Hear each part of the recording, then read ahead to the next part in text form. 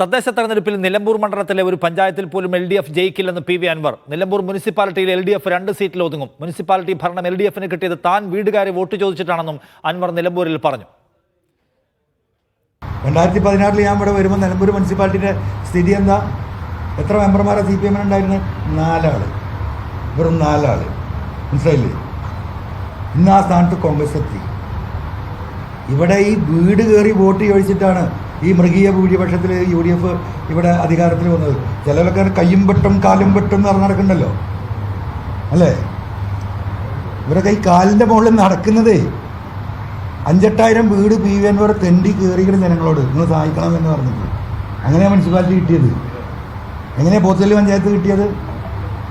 എന്തായിരുന്നു അമരമ്പലത്തെ സ്ഥിതി? എങ്ങനെയാണ് പോത്തുകല്ല് പഞ്ചായത്ത് അമരമ്പലം മറിഞ്ഞത്? ഞാൻ വരുമ്പോൾ ആരാ പോത്തുകല്ല് പ്രസിഡന്റ്? കോൺഗ്രസ് അല്ലേ? വന്ന് 2 കൊല്ലം കഴിഞ്ഞപ്പം അവിടെ അവിശ്വാസം വന്നില്ലേ? അമരമ്പലത്ത് എന്ത് അവിശ്വാസം വന്നില്ലേ? കരുളായി എത്ര പഞ്ചായത്തുകൾ ഇനി വരുമല്ലോ തെരഞ്ഞെടുപ്പ് 5-8 മാസം കഴിഞ്ഞാൽ. അന്നുണ്ടായതിനേക്കാളും അപ്പുറത്തേക്ക് 2 സീറ്റ് ഇവിടുന്ന് CPM ജയിക്കാൻ കഴിയില്ല ഈ മുനിസിപ്പാലിറ്റിയിൽ. എഴുതി വെച്ചത് മനസ്സിലായോ? അന്ന് 4 ആയിരുന്നു, അത് 2ലേക്ക് വരും. 2ലേക്ക് ഒരു പഞ്ചായത്ത്